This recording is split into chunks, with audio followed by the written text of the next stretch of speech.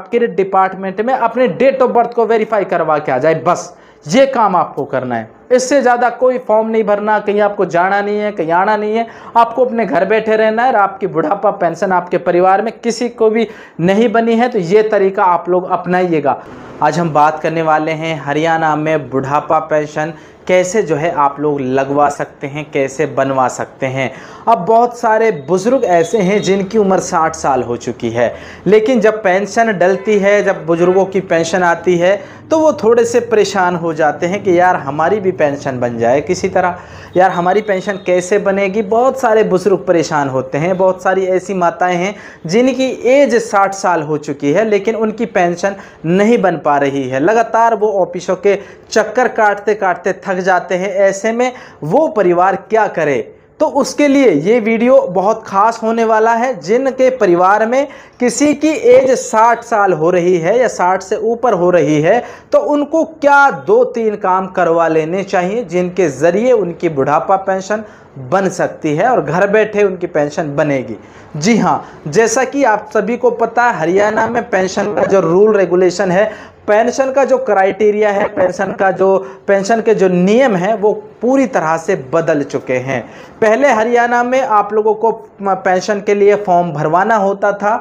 नंबरदार, पटवारी, सरपंच, पार्षद, इन लोगों से आपको जो है फॉर्म को वेरीफाई करवाना होता था। उसके बाद में आपको रेजिडेंस बनवाना होता था। रेजिडेंस बनवा के फिर आपको फॉर्म अप्लाई करवाने के बाद में जो है समाज कल्याण विभाग में आपको फार्म जो है जमा करना होता था।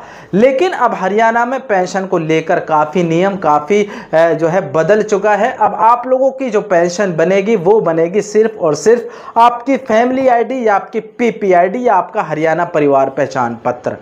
जी हाँ, अब बहुत सारे लोग कह रहे हैं कि सर हमारा जो परिवार पहचान पत्र है वो तो बना हुआ है लेकिन पेंशन क्यों नहीं बन पा रही।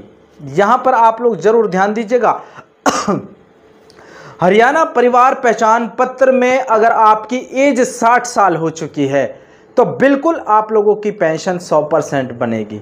अगर आपकी एज हरियाणा परिवार पहचान पत्र या फैमिली आईडी में 60 साल नहीं है, अगर उसमें 59 साल हो रही है, 58 साल हो रही है तो आपकी पेंशन नहीं बनेगी। अब आप लोग कह रहे हैं कि सर मेरे जो दस्तावेज हैं उनमें तो 60 साल पूरा हो चुका, लाइक आपका 1994 में जो बना था वोटर आईडी कार्ड, जो पुराना वोटर कार्ड है उसमें आपकी एज 60 साल हो रही है लेकिन आपके आधार कार्ड में नहीं हो रही।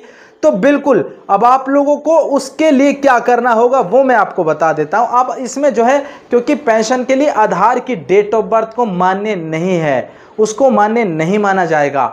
इसमें जो है यहाँ पर आपको क्या करवाना है, ये पेंशन का जो सिस्टम है, जो तरीका है वो आपकी फैमिली आईडी से जुड़ा हुआ है। इस फैमिली आईडी में आप लोग जो है डेट ऑफ बर्थ के लिए करेक्शन का लिए जो है आप लोग ग्रीवेंस लगवाएं।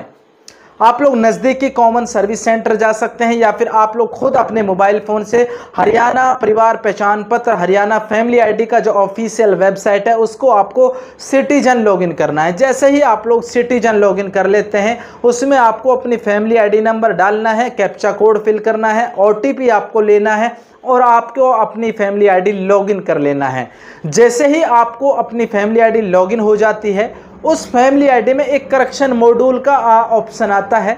एक होता है करेक्शन मॉड्यूल स्टेटस और एक करेक्शन मॉड्यूल। जैसे ही आप लोग करेक्शन मॉड्यूल को सिलेक्ट करते हैं उसमें बहुत सारे ऑप्शन आपके सामने ओपन होकर आ जाते हैं। उसमें इनकम की ग्रीवेंस आप लोग लगा सकते हैं, एड्रेस आप लोग करा सकते हैं, डेट ऑफ बर्थ की या फिर नेम की, फादर नेम, मदर नेम, मतलब कहने का मतलब यह है उसमें करेक्शन के लिए सभी ऑप्शंस खुल जाते हैं। यहाँ पर आपको डेट ऑफ बर्थ का ऑप्शन आपको सिलेक्ट करना है। जैसे ही आप लोग डेट ऑफ बर्थ को सिलेक्ट करते हैं उसमें करेक्शन के मॉड्यूल में जो है डेट ऑफ बर्थ को सिलेक्ट करने के बाद में कुछ डिटेल आपसे मांगी जाती है। लाइक उसमें आप लोग वोटर आईडी कार्ड लगा रहे हैं, वोटर कार्ड कब जारी हुआ, वोटर कार्ड कौन से सन में आपसे बना, वोटर कार्ड में कितनी एज है, ये सभी चीज़ें उसमें नॉर्मल डिटेल होती है, वो आप लोग देख लेना एक बार। वो आपको जो है फिल करने के बाद में आपको ग्रीवेंस जो है लगा देना है। जैसे यहाँ पर आप नॉर्मल डिटेल फिल करके जो है आप लोग सबमिट बटन पर क्लिक कर देते हैं, उसके बाद में आपकी ग्रीवेंस चली जाती है क्रेडिट डिपार्टमेंट में जो आपके डेट ऑफ बर्थ को वेरीफाई करता है।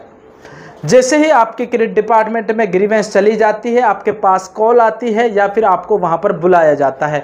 आपको अपने ओरिजिनल दस्तावेज, चाहे आपके पास पासपोर्ट से ग्रीवेंस लगा रहे, चाहे आप वोटर आईडी कार्ड से ग्रीवेंस लगा रहे या अपने जन्म प्रमाण पत्र से ग्रीवेंस लगा रहे, वो दस्तावेज आपको लेकर जाना है जिसमें आपकी एज 60 साल हो रही है, और उसी दस्तावेज से आप लोग ग्रीवेंस लगा दीजिए और आपकी पेंशन घर बैठे बन जाएगी। मैं आपको बता रहा हूं, ना आपको किसी दलाल को पैसा देने हैं, ना आपको सीएससी के चक्कर काटना है, ना किसी दफ्तर के चक्कर आपको काटने हैं। सिर्फ एक बार आपको ग्रीवेंस लगा के दफ्तर जाना है क्रेडिट डिपार्टमेंट में। जैसे ही वो आपकी डेट ऑफ बर्थ को वेरीफाई कर देते हैं तो पेंशन विभाग की तरफ से जब नई लिस्ट हरियाणा में आती है, सभी 22 जिलों में एक साथ नई लिस्ट आती है, तो उस पेंशन की नई लिस्ट में आपका नाम जुड़कर जो है आ जाता है।